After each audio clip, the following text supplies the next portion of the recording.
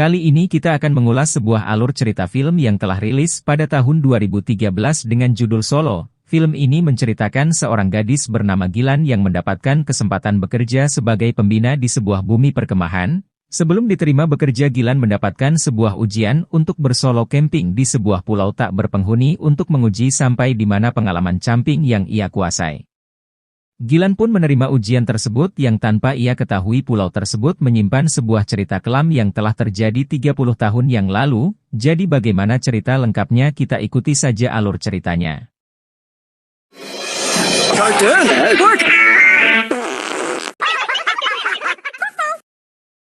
Film diawali dengan memperlihatkan seorang gadis bernama Gilan yang mendapatkan tawaran pekerjaan sebagai pembina camping di sebuah bumi perkemahan. Ia direkomendasikan oleh salah satu temannya yang telah lebih dulu bekerja di sana yang bernama Lesi.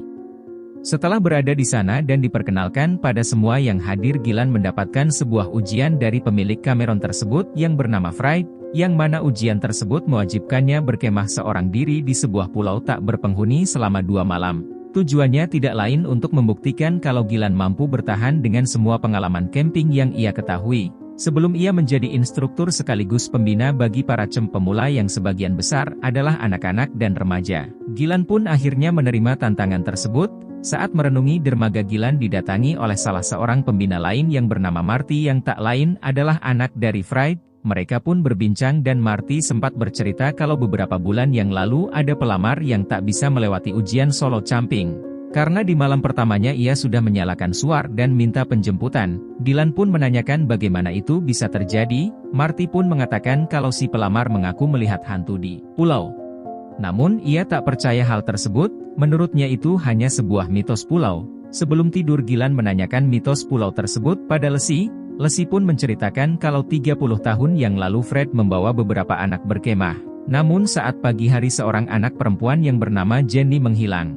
Sejak saat itu Jenny tak pernah terlihat lagi dan orang-orang percaya kalau arwah Jenny menjadi penunggu di pulau tersebut. Sebelum tidur, Gilan terlihat meminum obat depresi yang sebetulnya Gilan ini baru sembuh dari penyakit depresi beratnya. Semua itu terjadi setelah Gilan ditinggal adik perempuannya yang meninggal karena tenggelam di kolam renang. Hal tersebut membuatnya benar-benar merasa bersalah karena saat itu dia asyik ngobrol sama temannya sampai-sampai tak mengetahui kalau adiknya tenggelam. Keesokan harinya Fred sudah menunggu Gilan di dermaga. Setelah mengecek semua perlengkapan, mereka pun berangkat.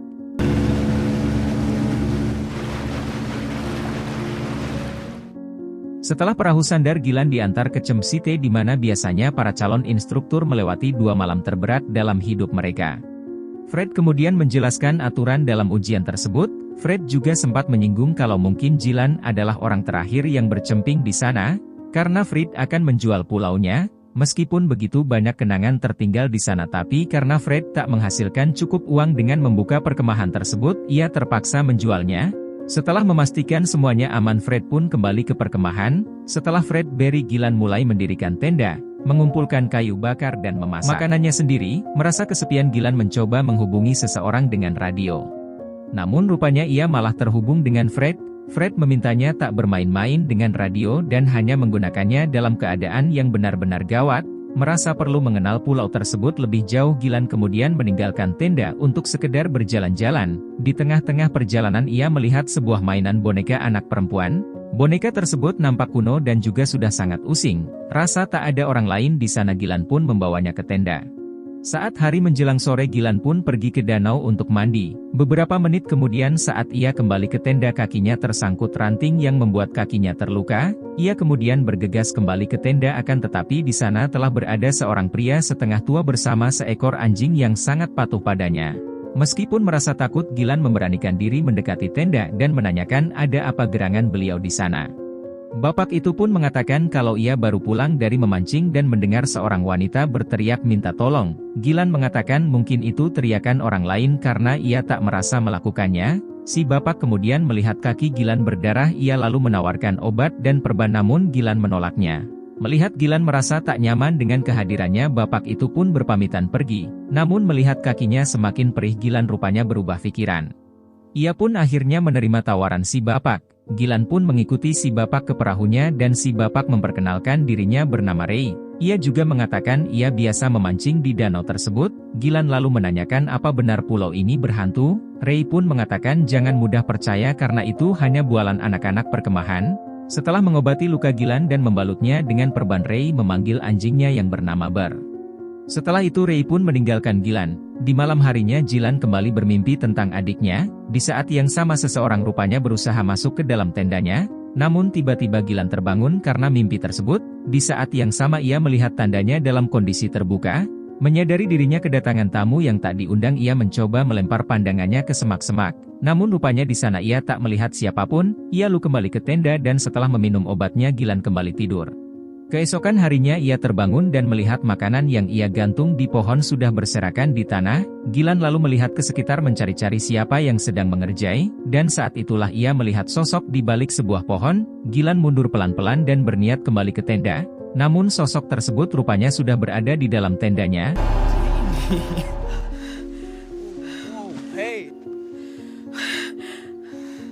Saat Gilan ketakutan, Marty tiba-tiba keluar dari tendanya yang rupanya semua itu adalah ulahnya. Marty mengatakan ia hanya bercanda dan ia merasa menyesal dan tak mengira kalau Gilan akan takut itu. Marty mengatakan ia kesana hanya untuk memastikan Gilan dalam keadaan baik-baik saja. Saat Marty mau kembali ke perkemahan, Gilan menanyakan apakah ia yang menghamburkan semua bekal di kantong makanannya. Tentu saja Marty mengatakan tidak karena ia baru saja sampai di sana. Di sana Gilan lalu menceritakan perihal boneka kuno yang ia temukan. Saat ingin memperlihatkannya kepada Marty ia tak dapat menemukannya di dalam tenda. Ia menduga Marty yang telah mengambil boneka tersebut dan tentu saja Marty menyangkalnya.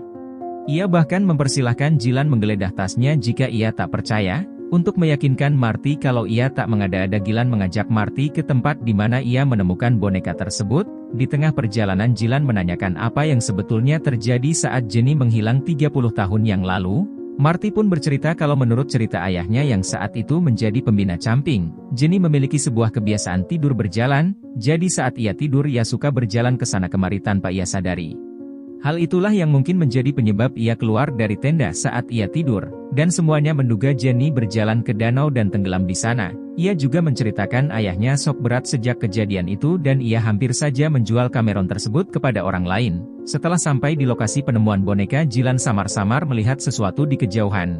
Ia pun penasaran dan mereka pun menuju ke sana dan setelah didekati rupanya itu adalah sebuah tenda. Marty mencoba memanggil pemilik tenda tersebut namun tak ada yang keluar. Ia kemudian mendekati tenda dan memeriksa ke dalamnya namun ia tak menemukan apapun selain mainan boneka. Tentu saja Gilan kaget berat setelah Marty menemukan boneka tersebut di dalam tenda. Karena penasaran Gilan juga masuk ke dalam tenda mencoba mencari tahu siapa pemilik tenda tersebut. Namun ia tak menemukan apapun selain pakaian dan beberapa foto yang terpajang di langit-langit tenda. Merasa mengenal foto-foto tersebut, Gilan meminta Marty melihatnya. Marty kemudian masuk dan kaget melihat foto-foto tersebut. Tanpa pikir panjang ia mengambil semua foto dari tenda dan segera meninggalkan tempat tersebut.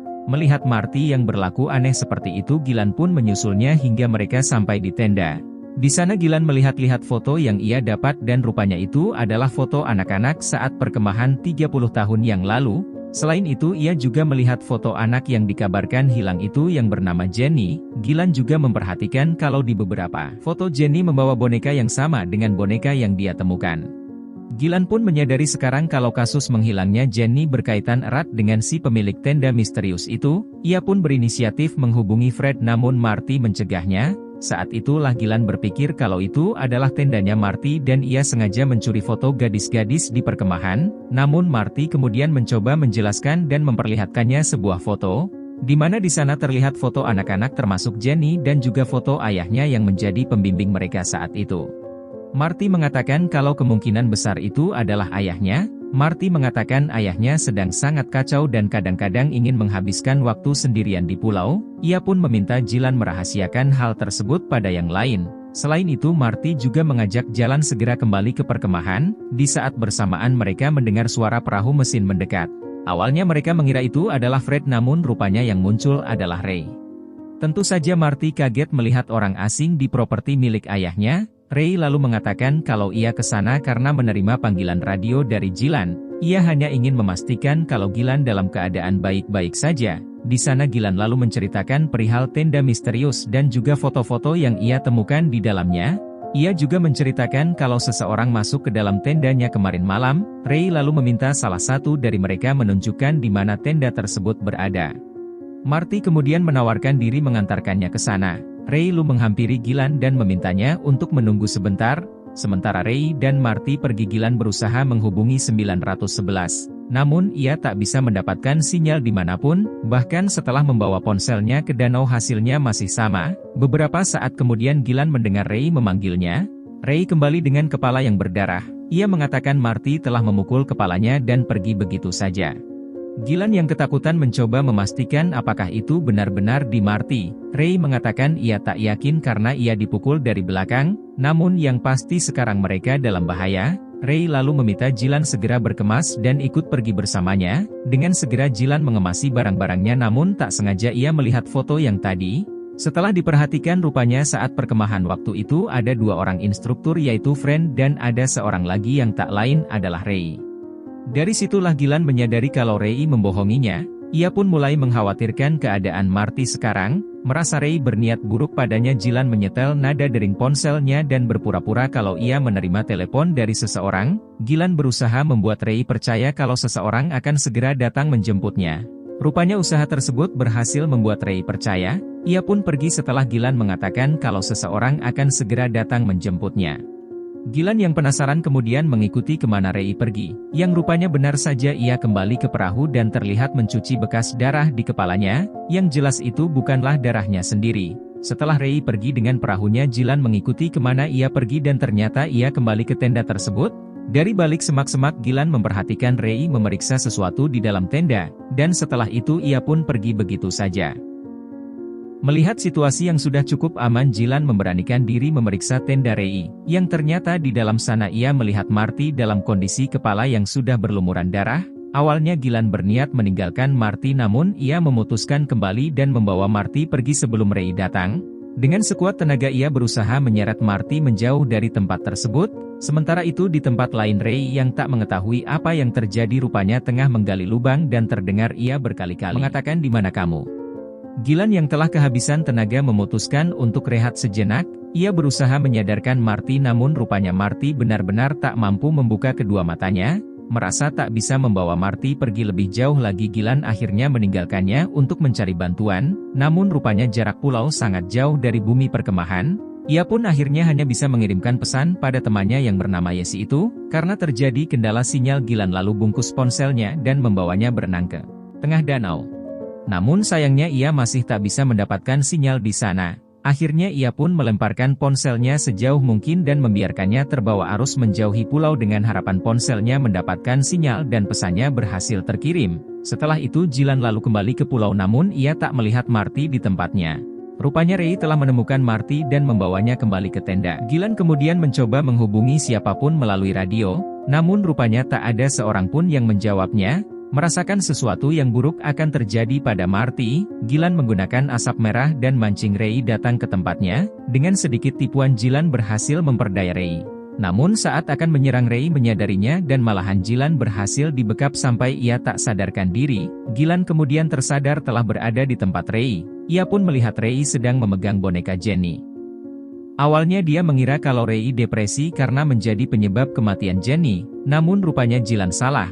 Semua nasihat yang ia berikan ternyata sia-sia karena Ray sana bukan untuk menyesali perbuatannya, tapi ia berniat menemukan jasad Jenny kembali. Ray kemudian memutuskan ikatan Gilan dan menyuruhnya berjalan sambil memegang boneka Jenny.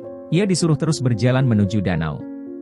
Dari belakang Ray memperhatikan langkah kaki Gilan yang samar-samar, rupanya Ray melihat Gilan sebagai Jenny. Di sini rupanya Ray menggunakan Gilan sebagai alat untuk membangkitkan ingatannya kembali, berharap ia dapat mengingat lokasi di mana ia mengubur Jenny kala itu. Setelah Gilan sampai di danau, Ray teringat kalau saat berjalan di danau Jenny tersadar. Namun saat melihat Ray bersamanya, Jenny tiba-tiba menjerit, terpaksa Ray memukulnya sampai ia pingsan. Kejadian tersebut sama persis dengan apa yang ia lakukan pada Gilan saat ini. Gilan kemudian tersadar berada dalam lubang, sementara Ray terus melemparkan tanah yang rupanya Ray berniat menguburnya hidup-hidup. Gilan berusaha meminta Ray melakukannya, namun Ray kembali melihat Gilan sebagai Jenny yang membuat Ray turun ke lubang dan mencekik Gilan sampai ia pingsan. Di saat yang sama Ray tiba-tiba teringat kembali di mana ia menguburkan Jenny kala itu, saat itu juga ia pergi meninggalkan Gilan begitu saja. Keesokan harinya Fred terlihat bersiap-siap menjemput Gilan ke pulau, sementara itu rupanya Lesi menerima pesan yang dikirimkan oleh Gilan, namun sayangnya ia tak bisa memberitahu Fred karena ia telah berada jauh di tengah-tengah danau. Gilan yang saat itu tersadar mendapati dirinya kini berada di perahu milik Ray yang mana di sana ia juga melihat sebuah tas besar yang membuatnya sangat penasaran apa isi di dalamnya. Ia lalu berusaha keras membuka tas tersebut yang rupanya berisi tengkorak yang bisa dipastikan itu adalah tengkorak Jenny. Di tempat lain Fred yang telah sampai di pulau mendapati tenda Gilan kosong, ia pun berteriak memanggil-manggil Gilan, hingga di saat bersamaan Gilan dan Ray mendengar teriakan tersebut, Fred mencari-cari Gilan sampai ke tengah hutan yang rupanya membawanya ke tenda Ray. Melihat tenda asing di pulau miliknya ia pun menyuruh si pemilik tenda keluar. Ray akhirnya keluar yang membuat Fred terdiam, ia tak menyangka akan bertemu Ray di tempat seperti itu. Fred lalu pertanyakan untuk apa dia kemari, Ray pun mengatakan kalau ia ingin bercamping sekali lagi menikmati keindahan pulau sebelum Fred menjual pulau tersebut. Di saat yang sama Gilan mencoba menghubungi seseorang dengan radio yang ada di perahu Ray yang rupanya diterima oleh radio miliknya. Fred yang mendengarnya mengambil radio dari tas Gilan. Akan tetapi Ray kemudian menghantam kepala Fred. Di tempat lain Gilan mencoba memutuskan ikatan tangannya dengan menggosokkannya di pinggiran perahu, yang rupanya mampu memutuskan ikatan tersebut. Setelah membuka ikatan di kakinya ia pun pergi dari sana. Beberapa saat kemudian Ray kembali dan tak melihat Gilan di perahu. Ray pun berlari mengejar jejak kaki Gilan yang rupanya kembali ke tenda. Terjadilah pergulatan di antara mereka dan saat Gilan hampir mati dicekik ia berhasil meraih paku tanah dan menancapkannya ke kepala Ray. Melihatnya terluka Gilan menggunakan kesempatan tersebut untuk berlari ke perahunya Fred. Namun sesampainya di sana ia tak cukup kuat menyalakan mesin perahu Fred yang sudah cukup tua itu. Gilan akhirnya mencoba menaiki kano Marty namun Ray keburu datang dan berhasil menangkapnya. Kembali Ray mencoba membunuh Gilan namun Gilan berhasil menusuk luka Ray dengan jarinya. Tak hanya itu Gilan mengambil batu dan memukul kepala Ray. Serangan berikutnya Gilan mendaratkan jangkar perahu tepat mengenai mulut Ray yang membuat Ray tewas seketika. Di akhir film Gilan terlihat membawa Marty dan juga anjing milik Ray kembali ke perkemahan. Jadi sebetulnya Ray datang ke pulau tersebut untuk mencari tulang belulang milik Jenny yang pernah ia kubur di pulau tersebut. Hal itu ia lakukan antara ia mendengar kalau pulau itu akan dijual oleh Fred.